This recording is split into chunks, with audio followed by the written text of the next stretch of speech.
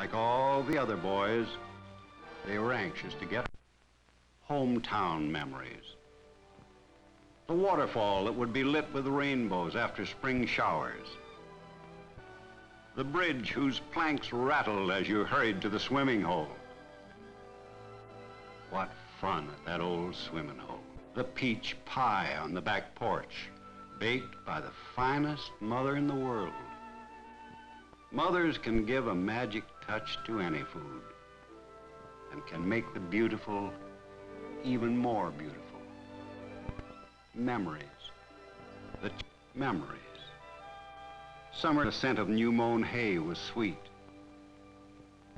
Scuffing bare toes through soft dust of sunny roads. Fish in the creek always seemed so big, the ones that got away. Memories. Driving with your best girl beside you.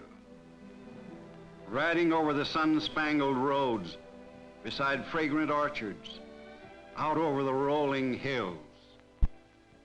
Remember how our teacher brought the class to this waterfall to explain how that was a story of enterprise. So many other stories of enterprise that fired imaginations. Enterprise, under the American system, could do almost anything. Our town had a bright history. Cotton, the finest cotton, the very finest cotton, had made Buchanan prosperous for almost a century. Acres and acres and acres of rich soil, and willing hands gave the good earth tireless care.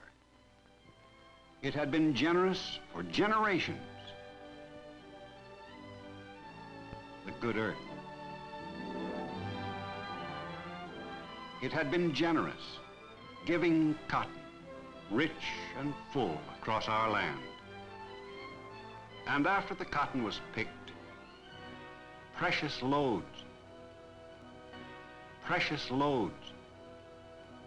The price of cotton was high.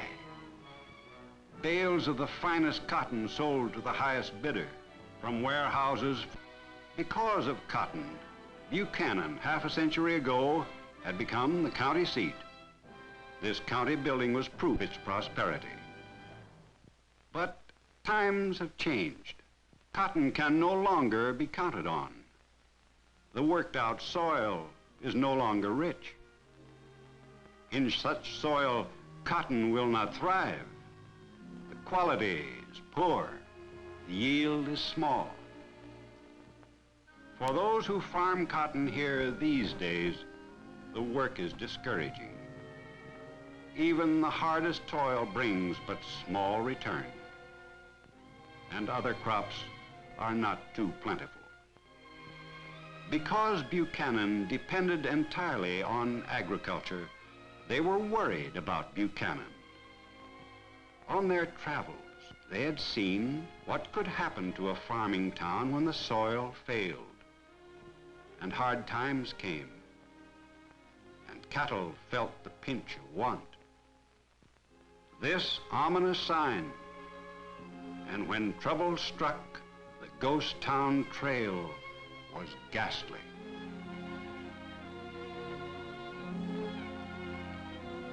Home had once been bright with paint and warm with life. Equipment left to rot in a ghost town. Ghost town skeletons crumbling away. You can't dream prosperity into a town. Prosperity doesn't strike like lightning or come like a jump on a checkerboard. You can't whittle prosperity out of soft wood. Santa Claus doesn't bring it from the sky. The federal government can't present prosperity as a gift. There's no substitute for hard work and enterprise. Yes, they were worried about Buchanan. There were signs of trouble ahead. Young folks were leaving our town to seek opportunity elsewhere. There were no jobs for them here. They had to go where they could find work. Every goodbye to these young folks was a sharp reminder to the rest of us that something must be done. Rich, machine in remarkable ways. Operations were speeded up by all kinds of machine cost. Even the airplanes speeded up cotton from fine soil, benefited people everywhere. But some cotton towns, which could no longer count on the soil, were prosperous. Why? Small town factories had brought industry. Small town industry had made jobs. Jobs paid steady wages. Wages brought new prosperity. Why couldn't Buchanan attract industry? No, the wheels of industry had never been heard in our town. Industry. Say, if we built a plant here, industry would come and prosperity. Build a plant and invite industry. Could we raise the money right here in Buchanan? Why not? Why, every man, woman, and... Well, that's how it started. These two boys made the first contribution and started out to raise the balance of the $36,000. Door to door.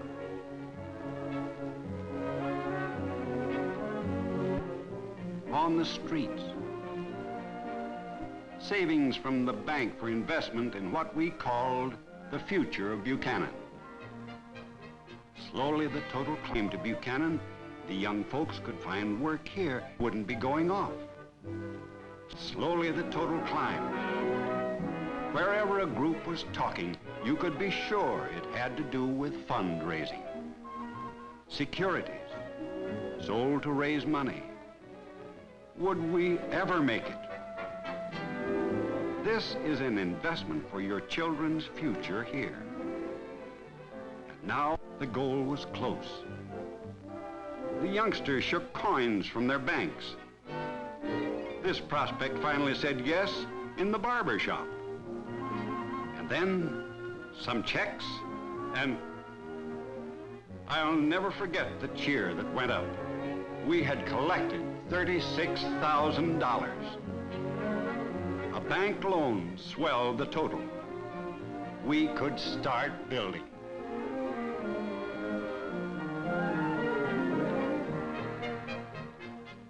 When our town mayor dug the first shovelful of dirt, congratulations were hearty. Yes, the building that would rise here would bring prosperity to Buchanan for years. Building lines were marked out. Deep in the red Georgia soil, the foundations would be set. The hopes of our people were built in with the stones and mortar as the structure rose. Soon the roof would cover the plant, and then spring, the buds, then the blossoms ripe with promise. Our hopes were bearing fruit. Bright as the blossoms, the new plant. 16,000 square feet. The first plant Buchanan ever had. But wait, we had a more difficult problem. We could not lease the plant. The company we had counted on said no. We tried others. Letters that came all said no. No. No. No. The situation became desperate. Folks began to avoid the post office at mail time. We got to fearing the mail the way we did when our boys were overseas. If no letter came, it was bad news. And if a letter did come, still bad news. Bad news. Bad news. Bad news. We all had the mailbox jitters. Had any possibility been overlooked? Wasn't there a company somewhere that would lease the plant? A company interested in people who really wanted to work.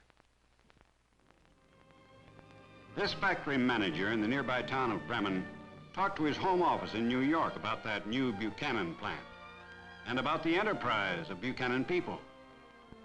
Would his company lease that plant? A few days later, he arrived with his company's decision. Our committee was anxious as it greeted him. The fate of our town depended on that decision.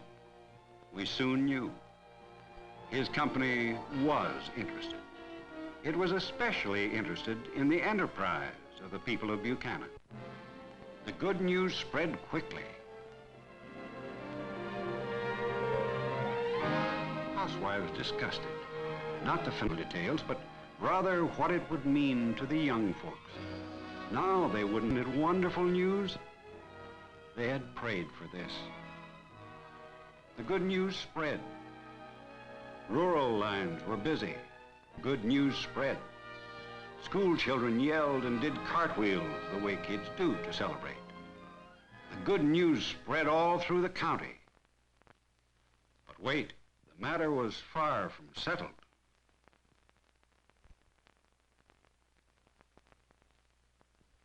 The whole town of Buchanan, including children, had only 504 souls. Can we guarantee that many workers? Let's find.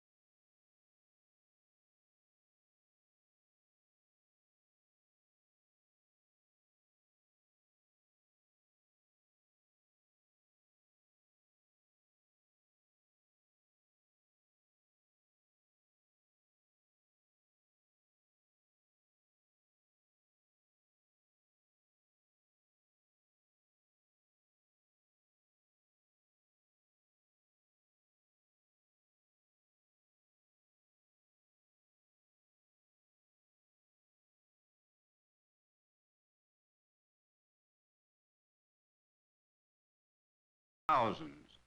Folks wouldn't understand how hard it was to gather 200 workers. Our letter to the company was a simple statement. But imagine the excitement behind it. Willing workers, ready to prove that a company should invest in a Buchanan plant.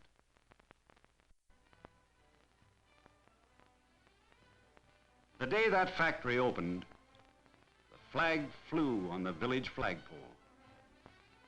A trademark was bright on the factory. The band came over from Cedartown in their new uniforms.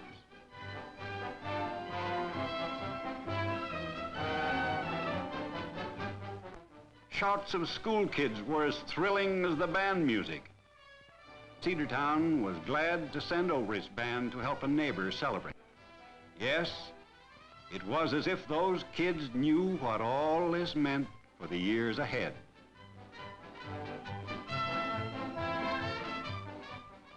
The workers entered the factory to take their places. When you give work to folks who want to work, and when you give it to them right in the town they love, well, that's it, isn't it? Local officials cut the tape. Throngs of well-wishers had a look at the modern, well-equipped plant.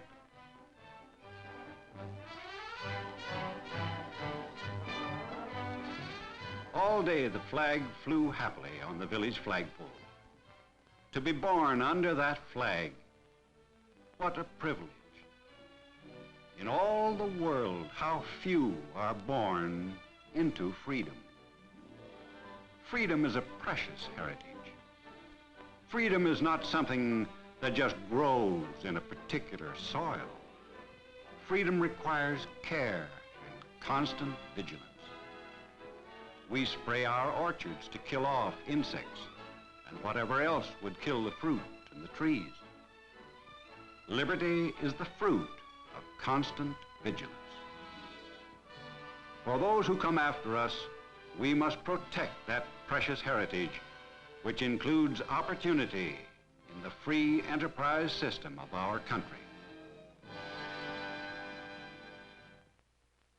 Well, the new factory hummed with work.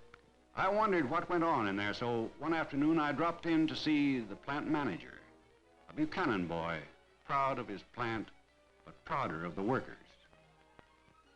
He showed me around. What they were making is not important to this story. How they made it is important. The care, the thoroughness, attention to detail. Machines seemed to sing as they stitched away. But the manager kept telling me machines are not as important as the people.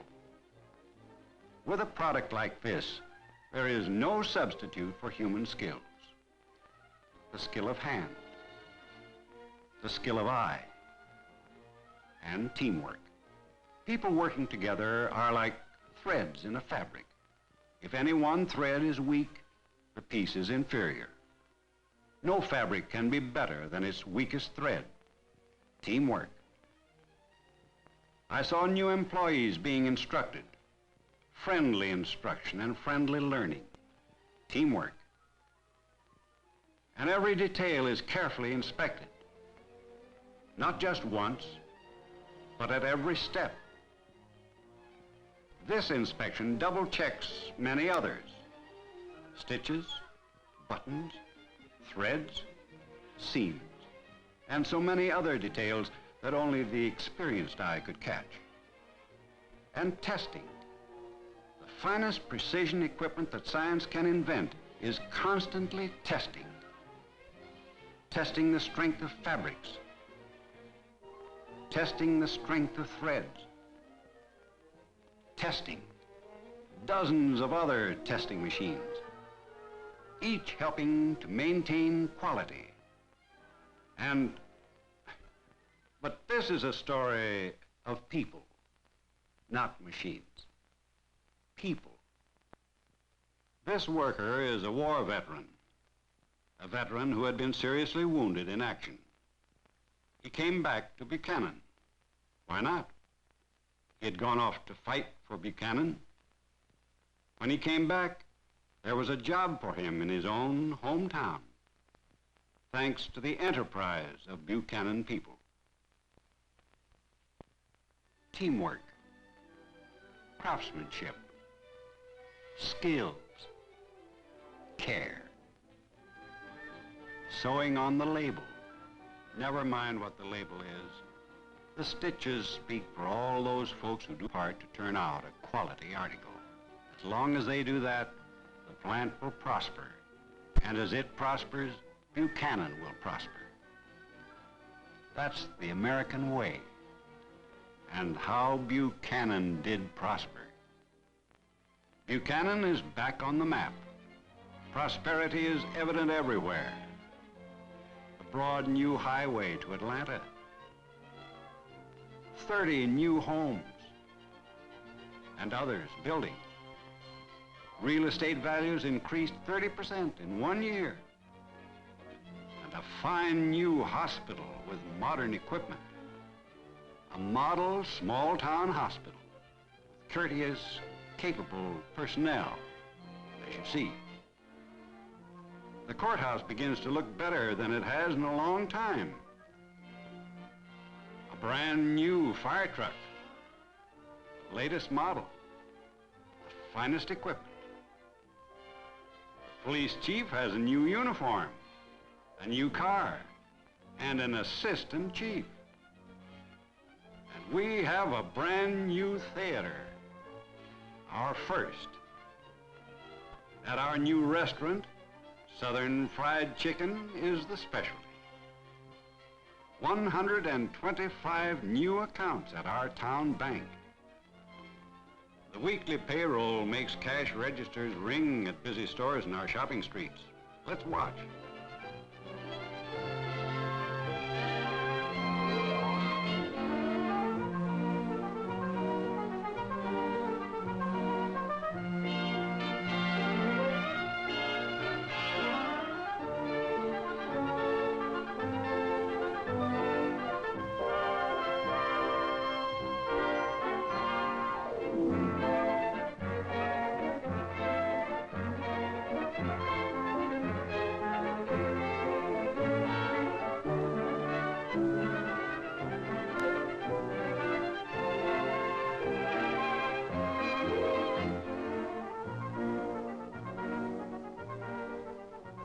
on the farms, effects of prosperity are evident.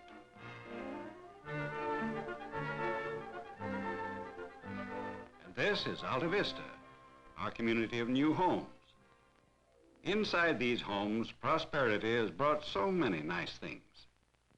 For a silver anniversary, he wanted the latest model. This banishes old-fashioned drudgery. Housework made easy. Comfort in comfortable surroundings. Yes, our folks are shopping as Americans like to shop. They had a right to enjoy the fruits of their enterprise, a right to enrich their living with those things that enterprise is producing everywhere in America. Prosperity brought uniforms for the local team.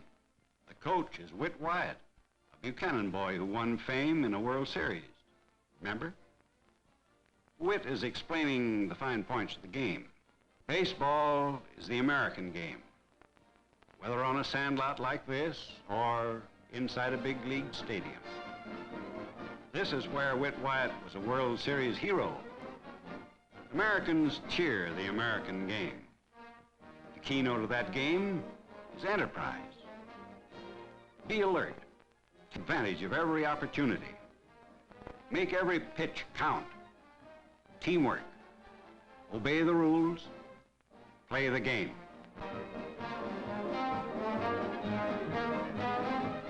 Whether in the big league stadium or on the sandlot, the American game.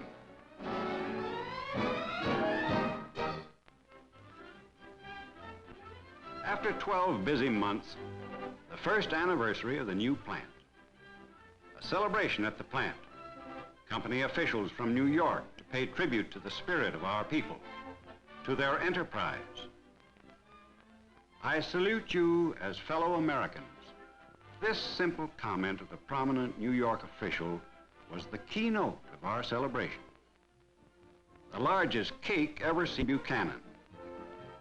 And members of the Clothing Workers Union were hostesses as employees and guests were served.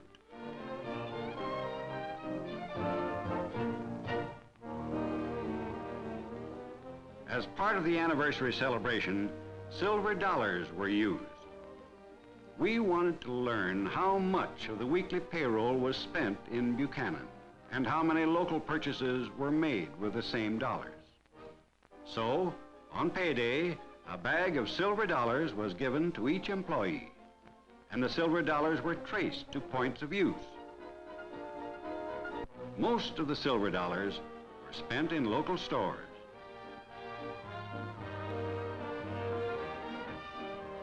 Many were deposited at the local bank for insurance and savings so that dear ones would be protected. One day I went to the plant with a question about the company. The manager pointed to pictures on the wall of his office. This plant is one of 17. There are over 10,000 employees. Yes, mark on articles at all these plants. Yes, the same policy at all the plants. The company had grown through almost 100 years. You could trace its growth in those pictures of 17 plants. It started in Troy, New York. The first plant was even smaller than our Buchanan plant, but it grew. That map shows how many states have the 17 plants. When you make a better quality product and sell it at a price which more and more people can afford to pay, you must grow. I watched. The day's work is done. Employees are leaving for their homes to enjoy what their work has provided. When you give folks work in the town they love, and make that work have a meaning, well, that's it. Yes, that's Buchanan down there. In a small town, you can get a better understanding of how enterprise works, can't you? That building on the left with the blue roof is the plant that the enterprise of my hometown people built. Sure. But the same kind of enterprise built America and keeps America great. In the small town or the big city. The site of the big city was once rock-bound coast. And look at it now.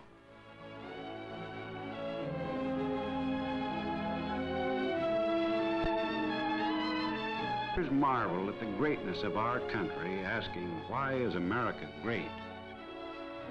The answer is liberty. And remember, it is here that our lawmakers see to it that in the law